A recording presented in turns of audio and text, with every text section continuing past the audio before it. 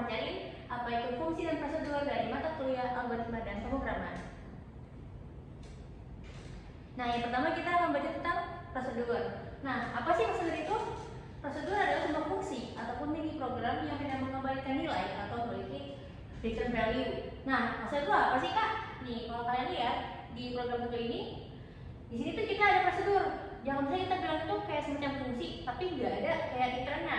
Nih, kalau kalian lihat kita ada fungsi namanya itu bilangan dengan parameter a dengan tipe data integer. Di sini tuh ada kondisi. Jika a itu habis dibagi 2, maka dia bakal menampilkan output genap. Dan juga sebaliknya dia bakal menampilkan ganjil.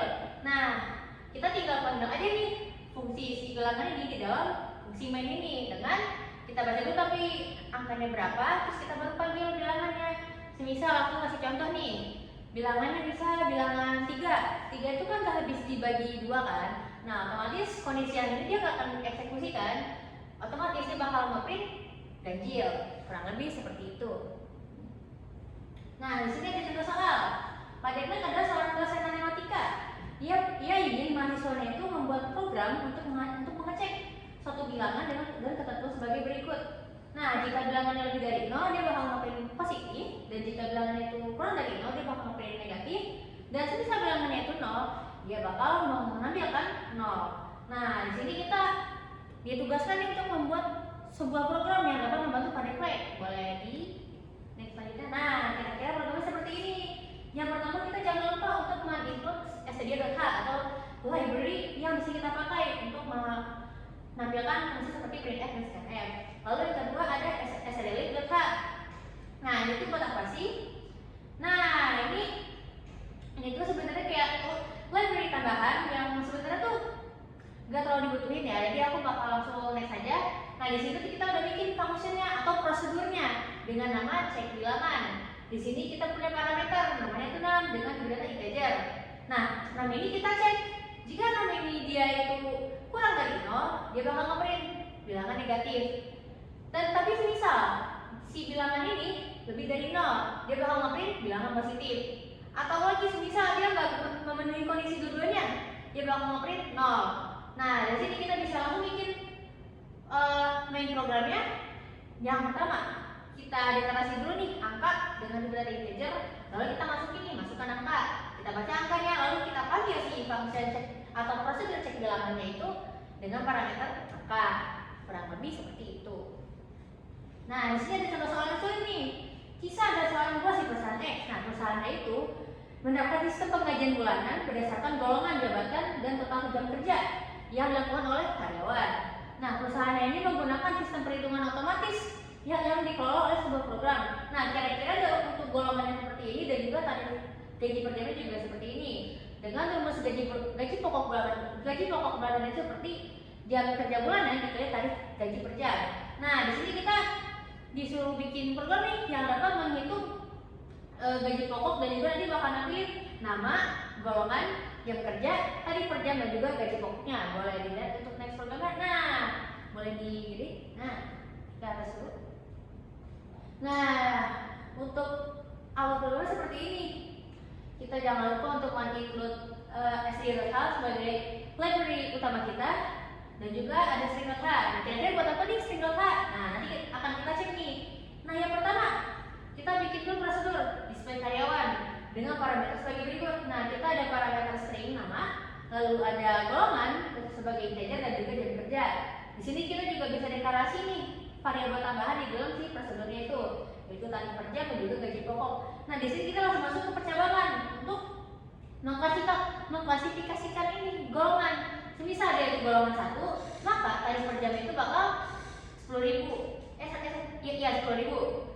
Lalu kalau misalnya dia termasuk ke dalam golongan 2, maka berarti tarif per jamnya itu 15.000. Kalau misalnya dia golongan 3, dia tarif per jamnya itu 20.000. Dan juga kalau misalnya dia tarif per jamnya itu 4, dia bakal 25.000 nih.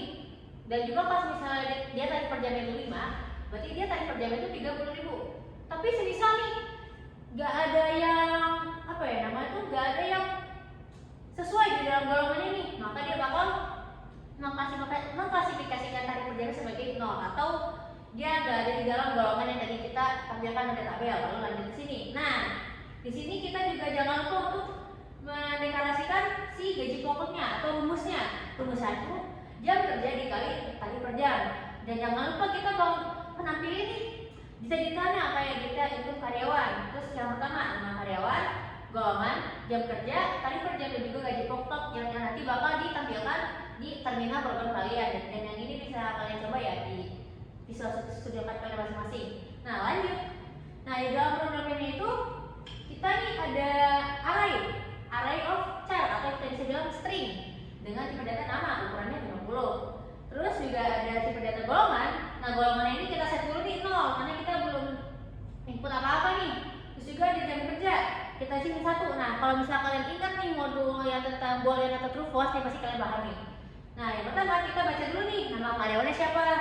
Terus kita cek ini str.csvn. Nah tadi kan di awal tuh ada itu kan library string.h. Buat apa? Biar kita bisa panggil si function str.csvn ini. Ini tuh untuk ngecek di nama karyawannya itu kita input spasi atau enggak. Nah itu bertujuan untuk menghilangkan spasi atau new line di setelah nama karyawan yang kita input. Di sini tuh kita cek nih ada conditional statement. Selama golongannya itu kurang dari 1 atau golongannya itu lebih dari 5, maka nanti dia bakal menyuruh kita untuk memasukkan golongan karyawan dari 1 sampai 5. Nah, semisal golongannya itu bukan 1, berarti dia bakal menampilkan ini nih, input tidak valid, harap masukkan angka. Lalu si golongannya bakal ditarik lagi ke 0, dia bakal lanjut. Dan juga bakal ada lagi kondisi. Jika golongannya itu kurang dari 1 atau golongannya itu lebih dari 5, berarti golongan tidak valid, harus ada 1 dan 5. Karena tadi di tabelnya itu dia cuma ada golongan 1 sampai 5 kan. Nah, lanjut lagi. Kita ada lagi nih conditional statement. Selama jam kerja itu kurang dari 0, kita diminta untuk menginputkan jam kerja. Dan juga dalam satu jam per bulan. Di sini juga kita cek. Selama kita membaca jam kerjanya itu bukan sama dengan 1, maka di sini dia bakal menampilkan output input tidak valid, harap masukkan angka. Lalu jam kerja bakal kita reset lagi nih. Lalu lanjut lagi. Nah, di sini juga ada conditional statement lagi. Jika jam kerja itu kurang dari 0, maka dia bakal makin lagi nih jumlah jam kerja tidak valid, dan juga dia nggak bernegatif. Dan setelah kita melalui conditional statement seperti ini, baru kita bisa panggil si prosedur display karyawan dengan parameter nama, golongan, dan juga jam kerja. Kurang lebih seperti itu. Oke, sekarang lanjut ke fungsi. Nah, tadi kan kita udah ngejelasin tentang prosedur. Nah, sekarang kita bakal ngejelasin tentang fungsi. Nah, sebenarnya tuh fungsi sama prosedur itu sama. Bedanya apa?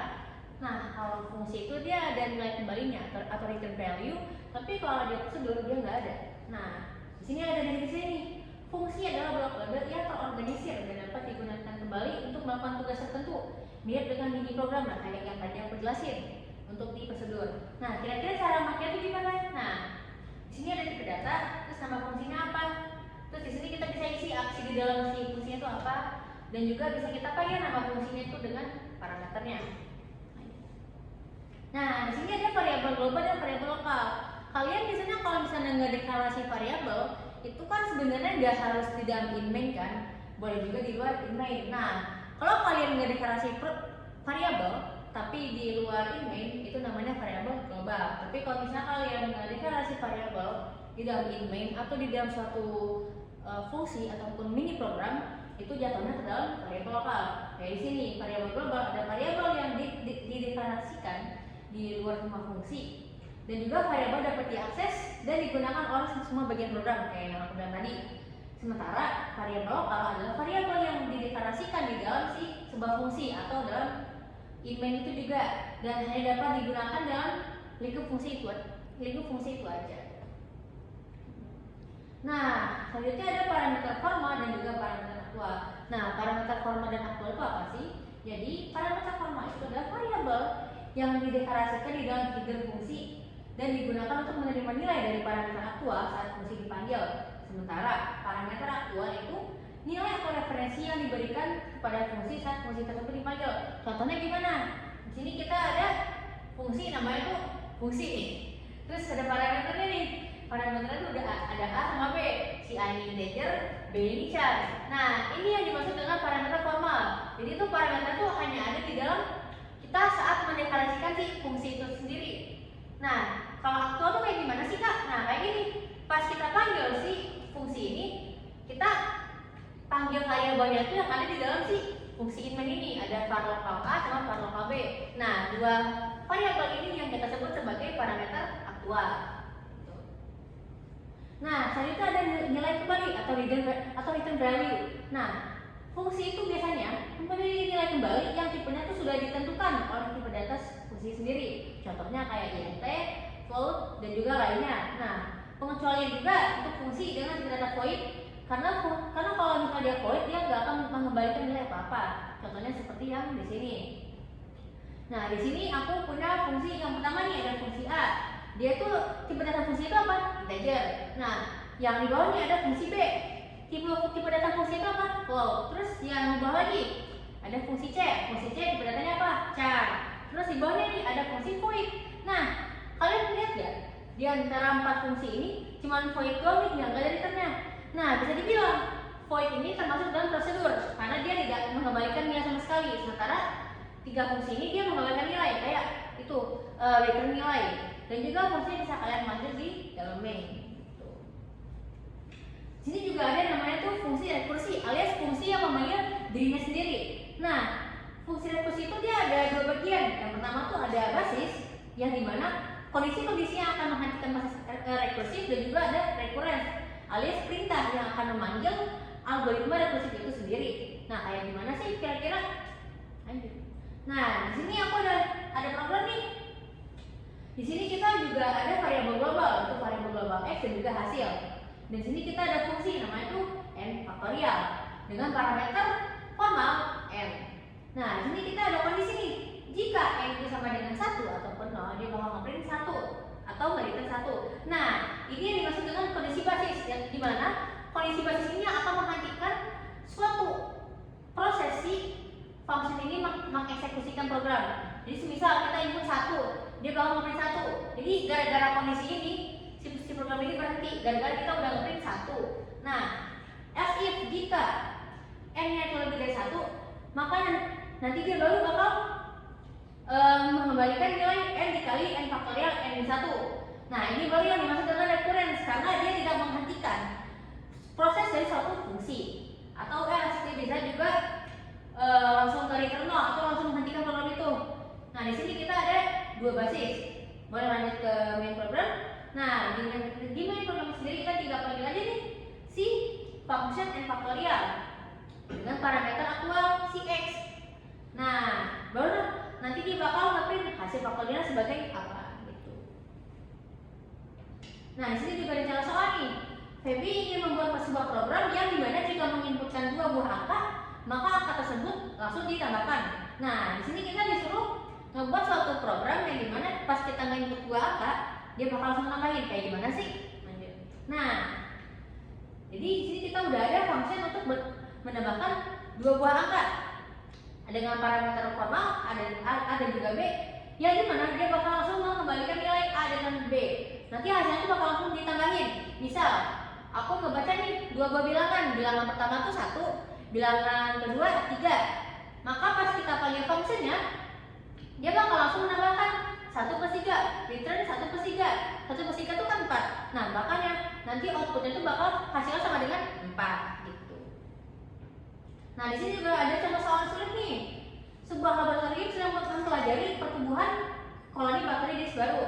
Nah, kalau kalian lihat, kita tuh disuruh untuk membuat program yang dimana untuk menghitung populasi baru. Yang dimana rumusnya itu sendiri, populasi baru itu sama dengan A dikali populasi saat ini ditambah B. Yang dimana A itu faktor perkembangbiakan dengan tipe datanya itu integer karena dia bilangan bulat, dan juga B itu faktor kebutuhan nutrisi. Yang dimana si B ini adalah sebuah bilangan bulat yang menunjukkan penambahan atau pengurangan populasi karena ketersediaan nutrisi yang dapat positif atau negatif. Untuk contoh program bisa di next slide. Nah, seperti ini. Kalau kalian lihat ini kan kayak function kan, kayak fungsi kan, dengan persamaannya itu f ya sama dengan a y plus b, a kali y plus b.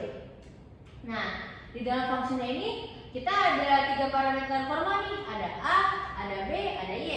dengan kita nggak deklarasikan variabel lokal yaitu result. Nah, result ini kita isi dengan absolutnya dari A kali Y plus B. Nah, absolute ini dia termasuk dalam salah satu sintaks yang dapat kita akses di library std.lib.h. Sebenarnya kalian juga bisa sih bikin function tersendiri untuk menentukan absolute, cuman ini tergantung kalian. Terus nanti kita tinggal return si hasilnya ini atau resultnya ini. Nah, balik ke inmainnya. Nah, di inmain sendiri kita juga ada variabel lokal yaitu A, B, K, dan X. Terus kita masukin semua nih variabelnya itu. Terus ini di sini kita cek nih, misalnya dia tidak sama dengan 4 ataupun ya menangani error lah ketika misalnya input itu nggak berhasil. Terus di sini kita lanjut nih untuk memanggil si fungsi f ini dengan parameter aktual A, B, dan X. Lalu kita tinggal ngeprint hasil si X-nya itu. Nah, mungkin sekian aja dari aku. Mohon maaf bila ada kekurangan kata. Terima kasih.